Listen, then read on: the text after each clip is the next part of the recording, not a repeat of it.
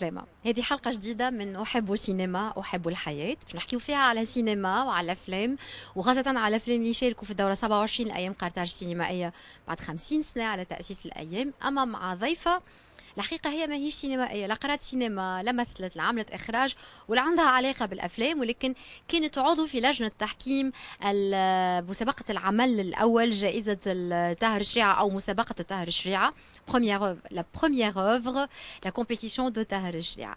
ضيفتي هي السيدة ميريي فانون Mendes France. Bonsoir madame.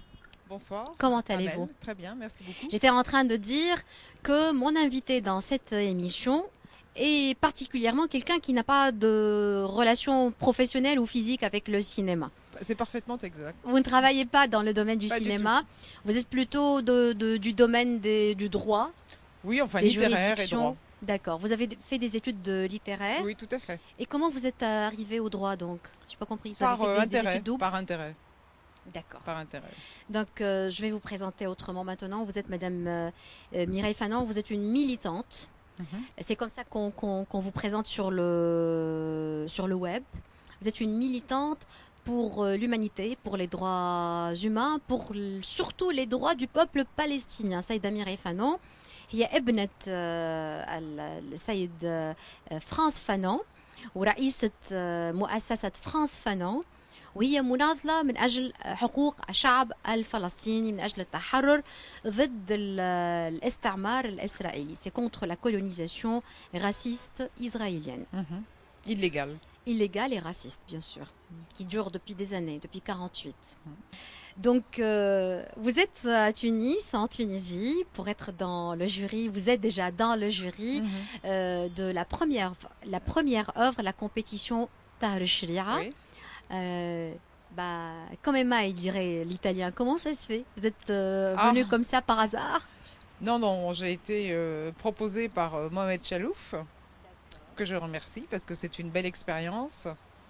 Et voilà, je suis arrivée comme ça. D'habitude, vous aimez les films, vous allez voir des films. Oui, je vais au cinéma, bien sûr, oui. D'accord. Vous avez une idée sur le cinéma tunisien, les cinémas arabes et africains? Non, assez peu.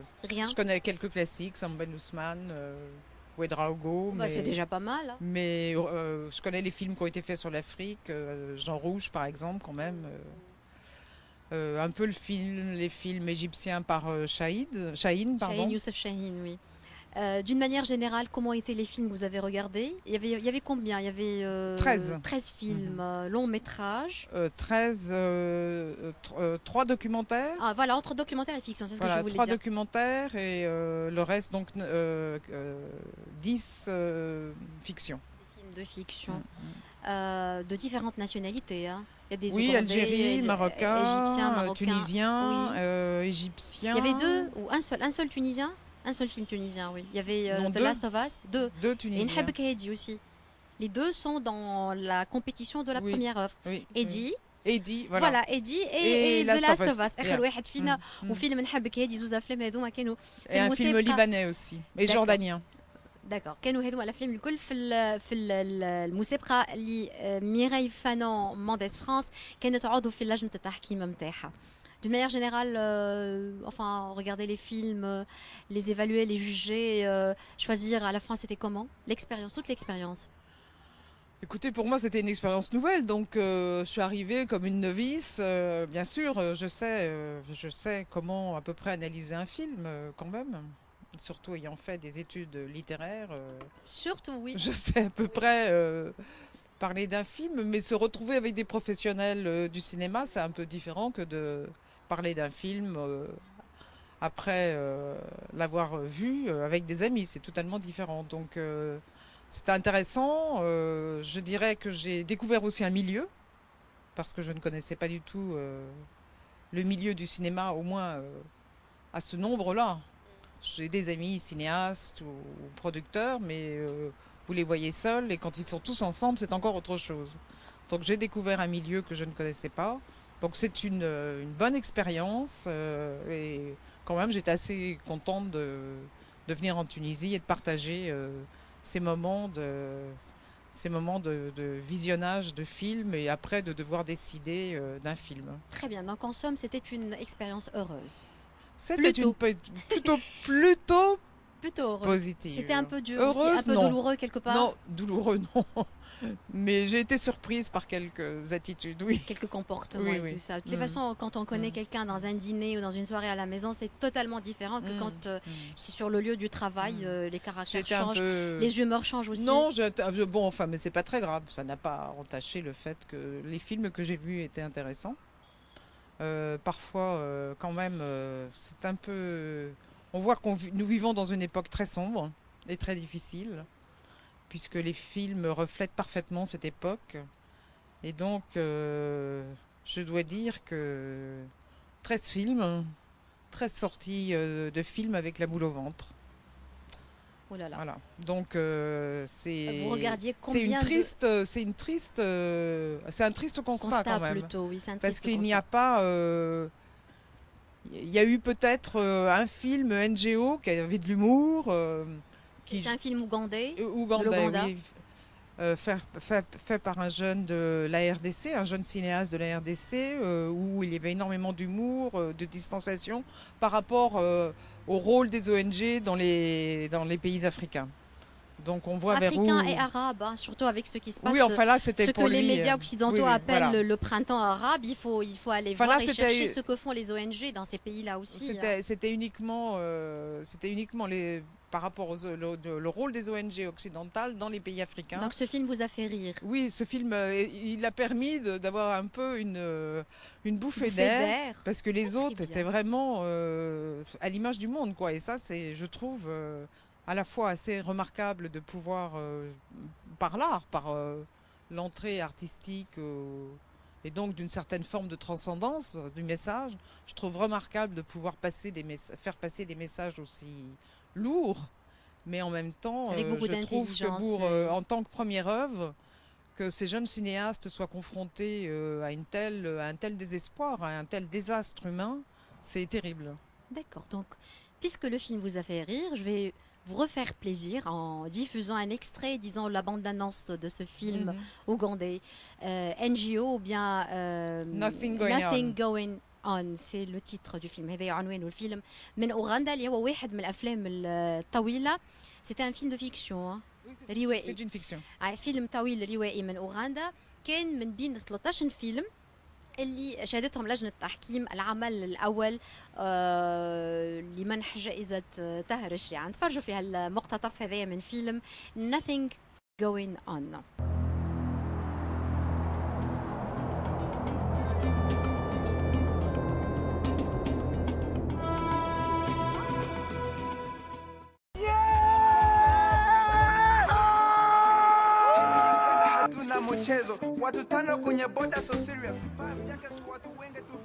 And not to mention words like empowering. So what am I to you? Saving the poor African kids.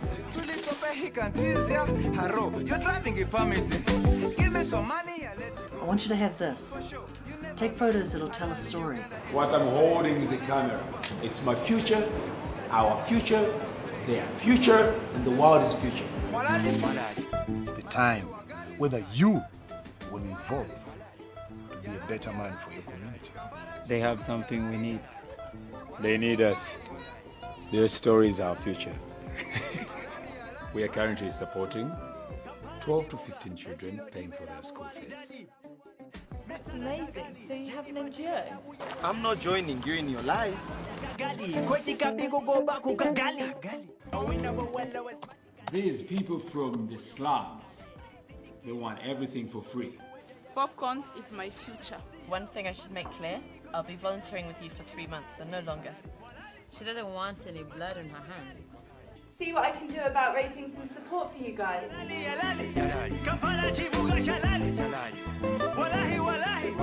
Zouk! Zouk is coming! How has popcorn changed your life?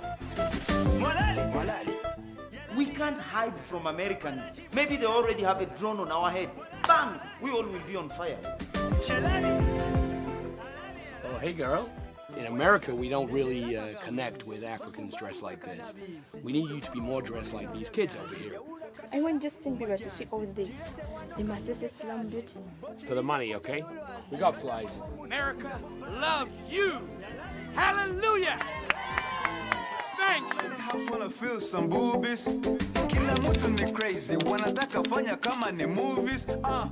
Pombe ya hapa cheaper than what in Uganda we have.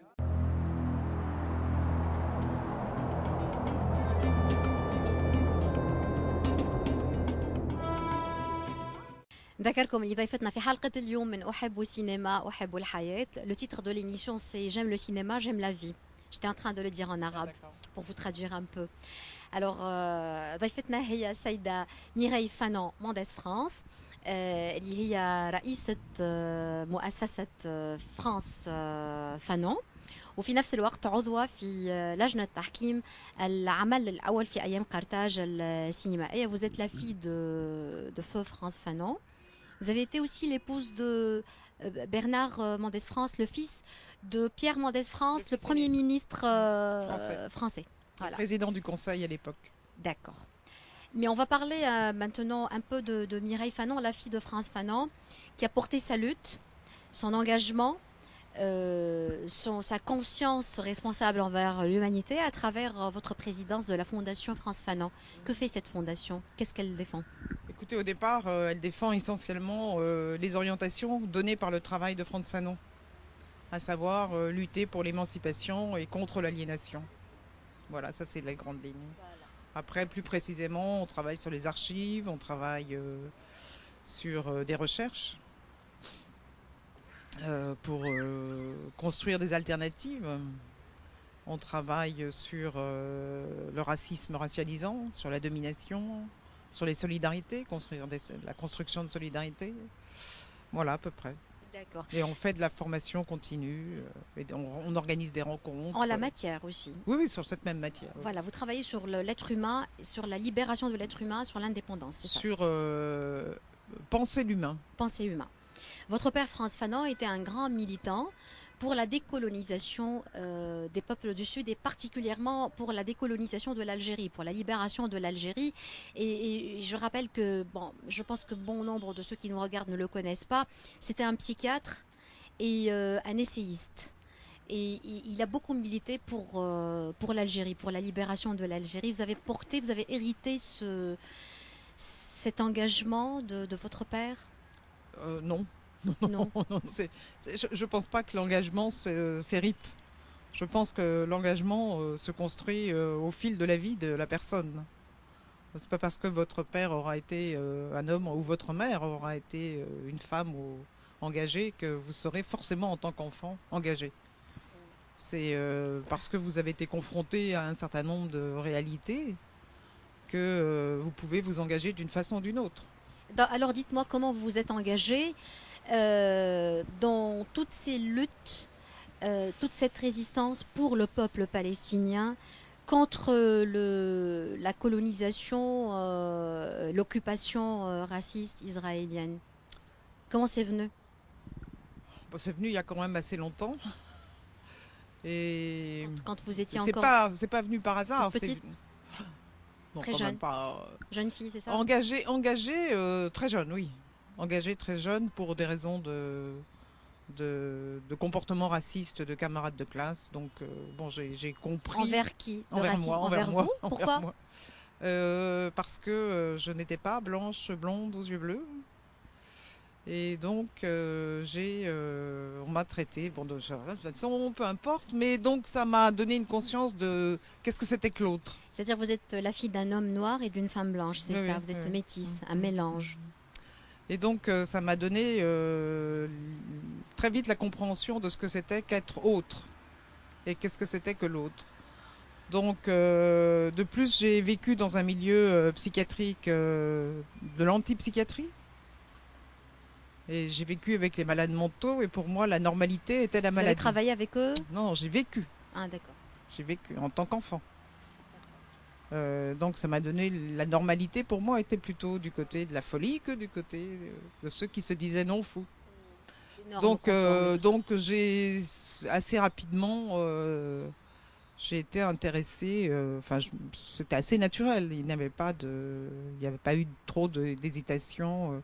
Et sur la Palestine, ça s'est fait plus, d'ailleurs, je pourrais dire peut-être par l'intermédiaire de mon mari, qui était très très engagé et convaincu, et qui parfois même était à ce niveau-là plus radical que moi. Ah, d'accord. Et très rapidement, la question en fait du droit international concernant la Palestine m'a intéressée. Donc je m'y suis. Vous êtes spécialisée en la matière. Je m'y suis mise à partir de là, oui. Et j'ai fait un travail particulier sur les prisonniers politiques palestiniens. J'ai écrit un rapport. Enfin bon, donc j'ai été plusieurs fois, de nombreuses fois même. Vous avez fait partie, ou je ne sais pas si vous êtes encore partie, d'un tribunal des peuples. Non, mais là, pour le tribunal, sur le tribunal Russell, il y a eu un tribunal Russell pour la Palestine. Je n'y étais pas.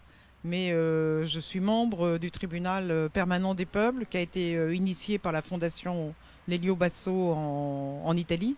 Et je suis membre là, jury. Je suis juge de ce tribunal. Et vous avez fait partie d'un groupe qui a porté plainte, qui a entamé un procès contre Israël pour arrêter les violences à l'encontre du peuple palestinien. Alors, on a fait plusieurs choses. En 2006, on a, avec l'association internationale des juristes démocrates, avec l'Union juive française pour la paix, on a porté plainte contre l'État israélien pour l'attaque sur le Liban. En 2006. En 2006, oui, entre autres pour donc les nombres morts, les destructions massives, des écoles, des hôpitaux, et aussi le crime écologique. Des refuges, il faut rappeler tout ça, il ne faut jamais oublier, c'est un travail donc, sur la mémoire qui doit être fait. Absolument, et on a été évidemment le procureur de l'époque, qui était Ocampo, a précisé que notre plainte n'était pas admissible puisque ni Israël ni le Liban n'avaient signé la Cour pénale internationale. Il faut quand même savoir que lorsqu'un crime contre l'humanité, un crime de guerre, entre autres, avec des violations graves des conventions de Genève est commis, le procureur a dans le statut de Rome la possibilité de son propre chef d'introduire une demande et de soumettre à la chambre préliminaire de la Cour pénale internationale le cas de ces victimes. Et là, il s'en est bien gardé, puisque ce ne sont évidemment que dans l'idée de la domination et de l'hégémonie impérialiste, ce ne sont que des Libanais. Donc, ils ne comptent pas. Pareil, en 2009, nous avons recommencé pour ce qui s'est passé à Gaza. Avec d'autres organisations, nous avons recommencé, et pareil. Vous voulez dire le génocide qui a été opéré alors, génocide, par les on ne va pas parler de ça. Oui, on va parler à de Gaza, crime de mais guerre. c'était un crime très très très poussé. Non, c'est un crime de guerre. Décembre 2008, janvier 2009, c'est ça. Oui, et puis il y a eu. Ça a continué. Oui, c'est ça. Ça a commencé en décembre 2008 et ça a continué jusqu'au 14 janvier. Tout à fait. Donc là, pareil, on a redéposé une plainte. En plus, on a redéposé des dossiers particuliers, entre autres d'une jeune fille qui avait été très gravement blessée, dont toute la famille avait été tuée sous ses yeux par l'armée israélienne. Et pareil, mais c'est la procureure a dit que ce n'était pas recevable. Encore une fois. Voilà. Bon, il y a donc tout un jeu de manipulation du droit, qui fait d'ailleurs que cette Cour pénale internationale, qui devrait être le symbole de l'universalité des droits et de l'universalité des droits, n'est pas du tout à l'heure actuelle. Elle ne rend pas compte de son désir d'universalité des droits. Mais c'est pareil, comme la Déclaration universelle des droits, elle ne rend pas compte de 48 de ce désir. Du fait que cette déclaration a été proclamée à un moment où une partie du monde était colonisée, une grande partie du monde était colonisée, et qu'au moment des indépendances des pays colonisés, il n'y a pas eu une rediscussion sur la redistribution du pouvoir dans les rapports de force au sein du Conseil de sécurité, par exemple. On s'est contenté de donner un peu de visibilité à ces pays nouvellement indépendants dans le cadre de l'Assemblée générale des Nations Unies. Mais le pouvoir reste, le pouvoir militaire et le pouvoir de la domination reste entre les mains de quelques Européens, de quelques Occidentaux dans le cadre du Conseil de sécurité. Donc on voit bien. Ça s'aggrave, voilà.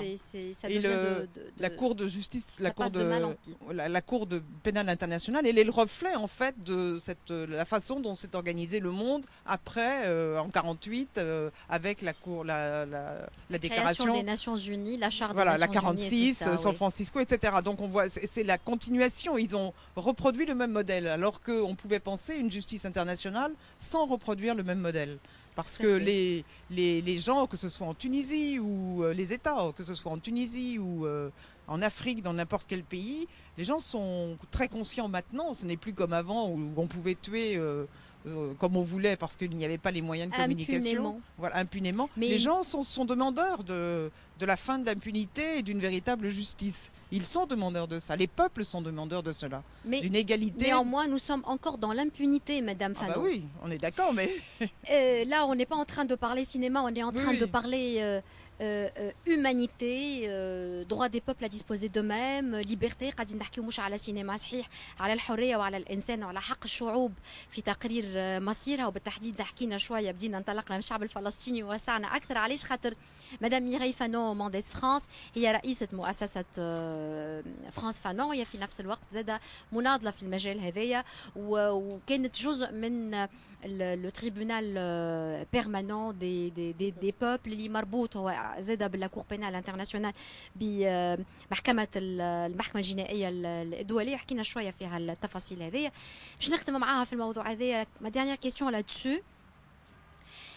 Vous êtes en plein dedans, vous travaillez sur cette affaire, sur ces affaires, sur ces dossiers depuis de longues années. Actuellement, êtes-vous optimiste, pessimiste? Est-ce que vous voyez le bout du tunnel? Est-ce que vous pensez que bientôt il y aura une justice, bientôt cette impunité sera finie, bientôt le peuple palestinien par exemple aura ses droits? Écoutez, je vais pas répondre à votre question parce que je pense que c'est une question un peu avec un trou sans fond. En revanche, ce que je peux dire, c'est que si le peuple palestinien n'a pas ses droits, c'est une catastrophe pour l'humanité, c'est une catastrophe pour le monde. Parce que ce qui s'est passé en Palestine va se passer demain. D'ailleurs, on le voit, ça a commencé avec la Syrie, l'Irak, avec la Libye, le Yémen, l'Irak depuis des années, maintenant depuis 2000. Donc, et ça va se passer, 2003. Ça se passera de plus en plus proche de chez nous. Donc, il est fondamental, et y compris pour la société israélienne, il est fondamental que le peuple palestinien reçoit rapidement, très rapidement, je pense maintenant qu'il y a vraiment urgence, son droit à disposer d'eux-mêmes et qu'on lui rende les territoires qui ont été pris. C'est fondamental. Parce que ce qu'ont fait les États-Unis et Israël, avec l'aide des États-Unis et de l'Europe et particulièrement de la France, à un moment, en tout cas et maintenant complètement, peut-être moins avant, mais maintenant complètement, c'est de déstructurer l'ensemble de l'appareil juridique droit international. Ils l'ont déstructuré, ils l'ont dénaturé. Ce qui fait que les relations internationales sont devenues des relations internationales non plus qui pouvaient être stabilisées ou en tout cas harmonisées par le droit international, cadrées par le droit international. Elles sont maintenant cadrées par la loi du plus fort et de celui qui a le plus de pouvoir. Donc on voit très bien, c'est un droit international qui est régi par l'hégémonie impérialiste.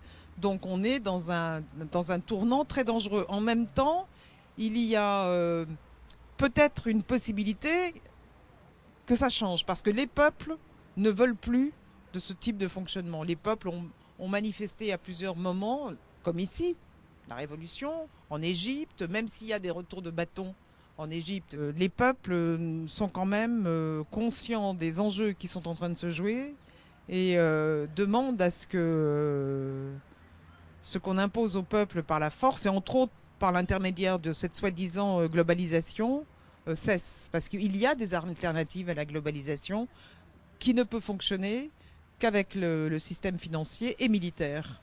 Donc ça, ce n'est pas une alternative sur du long terme. Et la Palestine, elle a été le moyen d'arriver à tout ça, en termes de droit. D'accord. Est-ce que vous pensez que le cinéma peut jouer un rôle là-dedans? Bien sûr, le cinéma, comme la culture, mais bien sûr, plus les gens sont cultivés, plus les gens pensent, plus il y a de la pensée qui circule, plus les gens se posent des questions et donc plus ils sont moins enclins à accepter les messages télévisuels qu'on leur balance à longueur de journée en termes d'informations qui sont partielles, qui sont vues à travers les prismes de la domination et non pas de l'intérêt des peuples et donc de l'appauvrissement culturel et plus les gens pensent, moins ils sont traités comme des pions, moins comme ils sont traités comme des personnes décérébrées. Et la télévision vise à les décérébrer. Donc il faut quand même résister à ça. Et si le cinéma et le cinéma peut aider à ça, bien sûr. Tout à fait. Je vais vous proposer de voir un autre extrait d'un autre film qui était dans la compétition de votre jury. On va voir l'extrait et par la suite revenir vers vous pour me dire pourquoi vous avez choisi cet extrait pour parler un peu de ce film aussi. مقتطف من فيلم We Never Have Been Kids من مصر لم نكن أبدا أطفالا.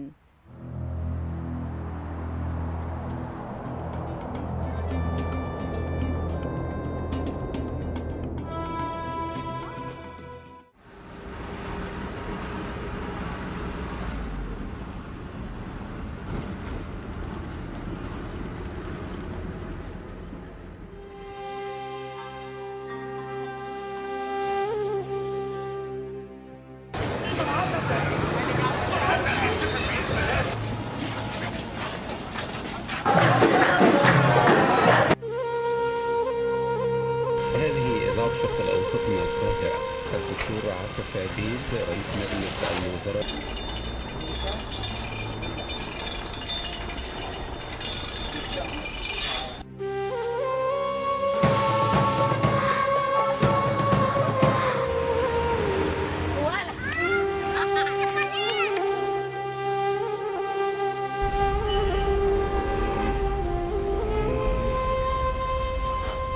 حاولت يعني أوصل معاهم لدرجة تعليم معينة، أربيهم بطريقة معينة.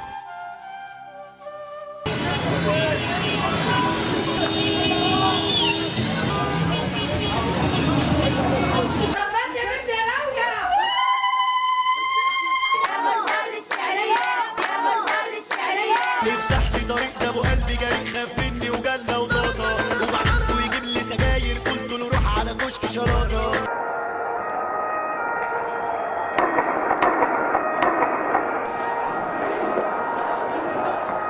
تخليه عن منصب رئيس الجمهورية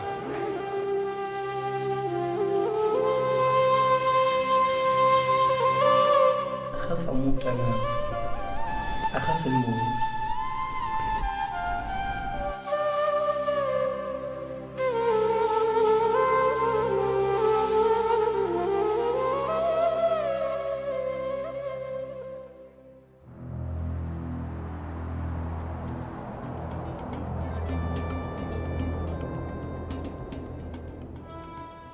أبدا لم نكن أطفالا هو المقتطف اللي ليناه من فيلم مصري طويل شارك في مسابقة العمل الأول في أيام قرطاج السينمائية. وش نرجع لضيفتي سيدة ميغي فانون مونديس فرانس باش تقولي علاش اختارت المقطع هذايا وشنو اللي شافت في الفيلم هذايا. Voilà, je reviens pour vous pour me dire qu'y a-t-il de spécial, d'extraordinaire dans We Never Have Been Kids qui vous a particulièrement touché? Alors en fait, nous étions deux à vouloir sélectionner pour un prix ce documentaire et deux autres personnes, puisqu'il manquait en fait une personne dans notre jury. Vous êtes 5 dans le jury. Oui, mais il y en a un qui n'est pas venu, donc le président avait une voix supplémentaire. Ah, donc c'est exceptionnel, mais voilà, donc nous n'avons pas réussi à faire passer notre choix. Et c'est un documentaire égyptien. Qui est fait par donc un cinéaste et qui retrace la vie d'une famille qu'il suit sur du très long terme. Et son idée, c'était de savoir si la révolution, enfin le printemps égyptien, avait permis de changer la condition de ces personnes qui vivaient dans un milieu plus que modeste, qui était vraiment au moment au tout début proche de la paupérisation. Et si cette transformation après le départ de Moubarak avait changé leur vie. Et en fait, le constat est terrible puisque leur vie n'a pas changé et même s'est aggravée. Ils ont encore creusé. C'est aggravé, carrément aggravé. Donc c'est une problématique qui est commune à de nombreux pays, mais c'est même une problématique qui, au-delà des pays qui ont traversé des époques ou de printemps ou de révolution ou de changement, c'est aussi une problématique qui concerne même des pays occidentaux. Quand on voit comment après les 30 Glorieuses, les populations les plus pauvres dans l'État français, par exemple, ont pu accéder à la petite bourgeoisie, à un certain nombre de biens, même à devenir propriétaires, et comment, avec la montée en puissance de la globalisation et de la dérégulation au niveau national des politiques publiques, comment cette dérégulation des politiques publiques a affecté ces populations qui sont en train de revenir à un état de pauvreté qu'elles avaient quitté dans les années 50-60. Donc comme problématique, c'est assez intéressant et c'est assez intelligemment fait. Et surtout, j'ai trouvé tout à fait remarquable, puisque là, ce ne sont pas des personnages, mais des personnes. Et ces personnes sont absolument incroyables. Il y a entre autres la mère, qui mériterait, si on avait pu donner une récompense en tant qu'actrice, je l'aurais proposé parce en plus, elle a une analyse, malgré toutes les difficultés, elle a une analyse sur ses enfants, sur le système, qui est tout à fait remarquable.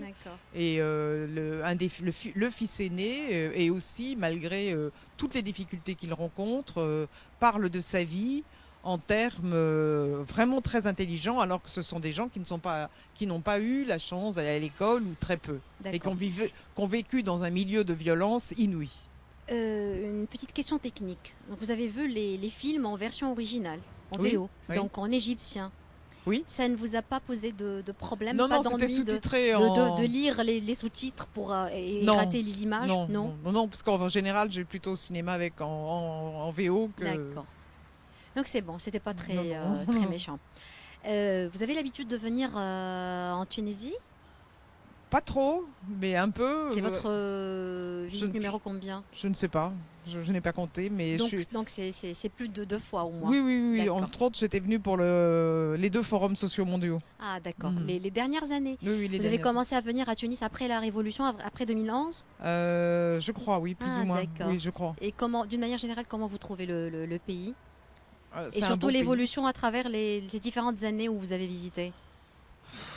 Je peux pas vraiment répondre. Parce que je viens pour des réunions, c'est très particulier. Je vais pas me promener à droite à gauche. Je rencontre pas les Tunisiens. Je rencontre les Tunisiens que je connais, mais je ne vais pas. Et cette fois-ci, vous n'avez pas rencontré des Non, Tunisiens? là, franchement, je suis restée dans les salles de cinéma, c'est encore pire. Vous avez fait la course, le sprint d'une Le salle à sprint l'autre. de l'hôtel aux salles. Non, je ne. Non, j'ai revu des amis, on a discuté, mais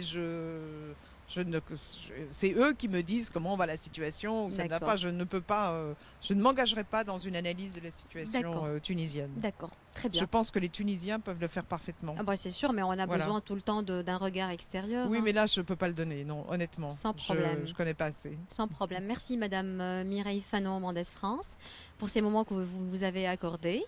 Je vais mettre les téléspectateurs en condition. Nous sommes en train de enregistrer cette émission à peine 2 heures, 3 heures de la cérémonie de clôture. Vous devez revenir à l'hôtel pour vous préparer. Revenir tout à l'heure parce que je pense que les membres du jury vont monter sur scène pour donner les prix.